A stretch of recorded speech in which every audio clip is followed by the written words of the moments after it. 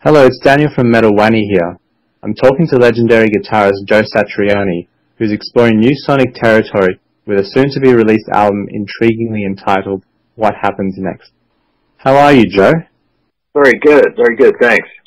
You're releasing your new album What Happens Next in the new year. What did you want to express musically on this album? And what was the inspiration behind the title? You know, the title started off as like a funny little question that kept popping into my head. I was always asking myself while I was on the last tour what I was going to do next, you know, and it helped me recognize that I wanted to move away from what I'd been working on the solo records for the last few records, and I wanted to either do something completely different, or I wanted to circle back to, you know, my earliest inclination, or I should use the word my earliest version of myself, you know, as a musician. And so that meant recognizing that I was really a kid who got started listening to rock music and soul music, and those were the two basic elements of my backgrounds, and those were my roots. And so as things progress, and there's a whole lot of stories to tell between then and when I finally got together with Glenn and Chad, that question became the title. And by the time I was finished, I realized I should just remove the question mark, because I had answered it, you know, by saying this is what happens next. And so it became a very funny little set of words. Those three words make you think, is it a question or is it a statement? And I thought that was very fitting. You've recruited Glenn Hughes and Chad Smith for the sessions. What was the chemistry like with the three of you recording and jamming in the studio? Yeah, it was great. I mean, I knew that Chad and I could go crazy. I mean, we've done 2 Chickenfoot records together, you know, a live DVD and a couple of tours, and it's always explosive when we're together. It's always a lot of fun, and we love to sort of revel in our shared roots of early rock music. So that was a no-brainer. I was a real big fan of Glenn Hughes, and I was you know, one of those guys that just always thought he was an amazing bass player, but always got credit for his incredible singing voice. But I kept thinking, you know, if I could get Glenn and Chad back together again and have them focus on this sort of instrumental approach, it just might be something that is quite unique, and exactly what I was looking for. I was lucky enough that they were both available and they both wanted to do it. I think Glenn was really surprised because he'd never done an instrumental record before, so it was a first-time experience for him, not singing on somebody's record. How do you start the creative process from scratch when you write a new album?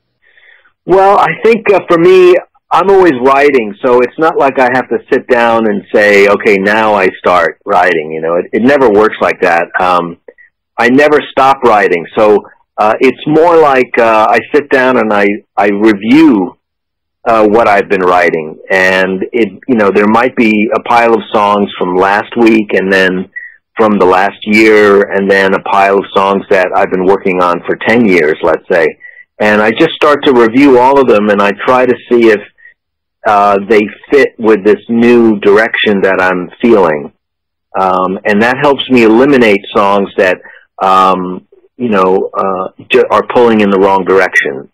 And then it also, conversely, it helps unite songs that have you know, the same artistic push, you know, and that's how I've always done it. You know, that's how really the records come together. It's a kind of a process of elimination at first, but then once you get that small pile of songs that really do belong together, they kind of inspire me to write more songs within that framework. What do you think distinguishes What Happens Next musically from your previous albums? Well, certainly the feel of the record is quite unique. I don't think I've had a record that has had such a fantastic rock soul groove on it before. To me, it's Glenn and Chad just did the most perfect thing. I realize that, I write these songs and they put musicians either in a position where they feel comfortable or they feel a little awkward now and then. And it's not that one is better than the other or one is good as one is bad. It's just, that's the way it is. It's sort of like electronic dance music. We know it's not made by humans, but we accept the stiffness of it as having an artistic value all its own. You know what I mean? Disco music, where you hear the drum machine really loud. You don't, it's for a purpose. So you don't discredit it because there's no human variation going on in the drums, right? It wouldn't quite be disco without it, right? Modern disco. In the same way, in the opposite way, when you listen to old recordings, before we had auto-tune and digital tuners and everything, you learn to accept the fact that the instruments are slightly out of tune and that the timing kind of, moves around a little bit, but that gives it the charm, So in this particular case, on What Happens Next, I was, careful to write songs that allowed the rhythm section to express themselves both rhythmically and harmonically. I think the only really super tight song would have been the song Catbot. But even with that song, Chad really loved the idea of the demo and that I'd written a song about a robot cat, and so he sort of played the part,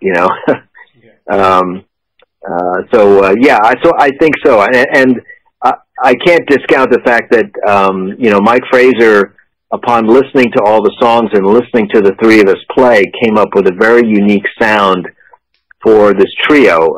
It's dominated by guitar, bass, and drums, and a little bit of my keyboards here and there. But the focus is on the energy and creativity of a three-piece. As someone who's made instrumental rock albums for most of your career, what do you think makes instrumental guitar music so special for audiences? Well, I think because of what it is. I mean, I know it doesn't seem like a terribly deep answer, but when you have somebody singing, you can't help but listen to the words, and you've got to deal with what it is they're saying. But for thousands of years, and for a very long time, even just within the last, let's say, 120 years or more, we've heard a lot of interesting instrumental music. If you go back, let's say, 500 years, and you can say, well, we've got Beethoven and we've got Mozart with this incredible instrumental music. You jump ahead and you say, well, we've got Miles and Coltrane, giving us incredible jazz instrumental music. So I think that instrumental music always has its place because, number one, there's nobody telling you what the song is about, and that leaves your imagination free to associate your story with what it is. A perfect example is if someone writes a love song and they tell you right from the beginning, I love my dog and I love my dog, but my dog got hit by a car.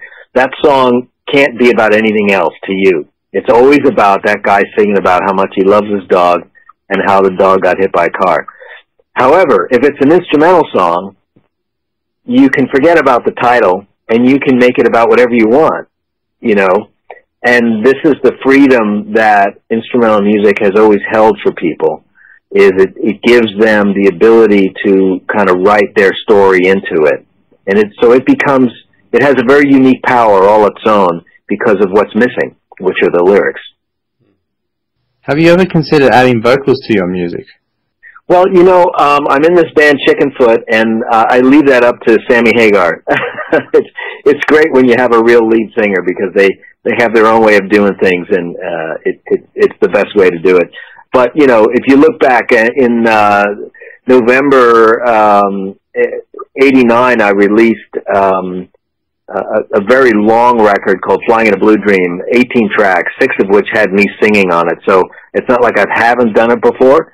The last 2 years on tour had me singing 1 or 2 songs a night. So I'm not a really good singer at all, but I do enjoy it. Are there any up-and-coming guitarists that have blown you away with their talent? So many that I see are just playing amazing stuff, and you know, you can see stuff on YouTube, or people send you files, and it can be interesting. But when you see it live, it's pretty remarkable. In the last 2 or 3 years, guitarists like Ollie Brown from Raven Eye, or Davey Knowles from the Isle of Man, just tremendous guitar players and really great performers. And they pull it all together and they make magic on stage, you know, which is, I think, really important. I think, Dan Patlansky from South Africa, he's tremendous, just crazy blues performer, just really, really amazing. Those 3 guys, definitely keep an eye on them.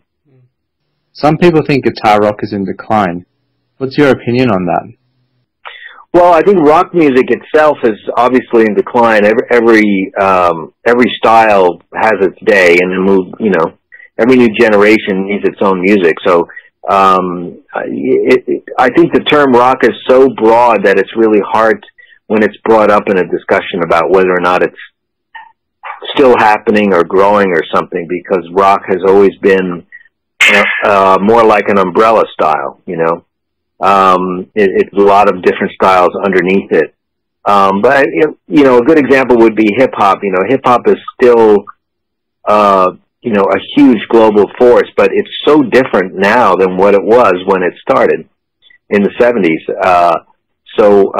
You know, you'd be hard-pressed to say that it's dying. It's just sort of evolving, I guess.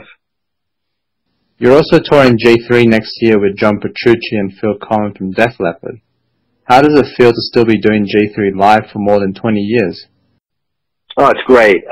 I always had a feeling that once we got that first one off, that the audience would feel exactly the way I did, which was so excited to see 3 different players, you know, drop all pretense and agree to play right next to each other and learn from each other and show the audience that they're humans, and to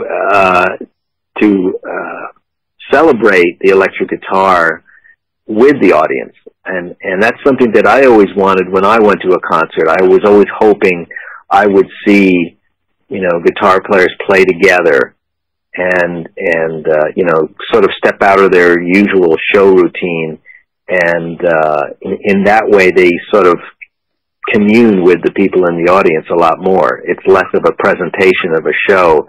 It's more of a celebration of something that we all share. So I'm, you know, so happy that I keep getting the opportunity to do it more and more. And as you pointed out, at the start of the year, we'll be out with Def Leppard's Phil Collen and Dream Theater's John Petrucci. And then after that North American tour, we head to Europe, and Uli John Roth will come in to take over for Phil's spot, and Uli's just amazing. I've done a G3 with him before in the late 90s, so it's great to have him back on the G3 stage. Do you have plans to work with Steve Vai again in the near future? Well, I'm sure we will. I mean, we're usually talking every week about one thing or the other, so we'll see what happens. We try to keep our, you know, schedules, release schedules, at least not happening on the same week or month. And we're always trading equipment and you know, keeping each other abreast of what's happening in our separate worlds. But I certainly hope so. We have a lot in common, and I think there's a lot of energy and creativity there to be enjoyed between the two of us. With a busy tour schedule next year, is there any plans to bring G3 or a solo tour to Australia? I'm pretty sure that we're going to wind up in Australia towards the end of next year. My managers have been talking about, arranging all of 2018, and I did see that sort of penciled in. So, we may do a big sweep where we go Australia, New Zealand, and South America, a whole Southern Hemisphere run. So I'm pretty confident we'll see you in at least 10 or 12 months. Well, we look very much forward to it. Thank you, Joe, for taking out the time to do this interview with me today. All right. Well, have a good day. You too. Bye. Bye-bye. Bye.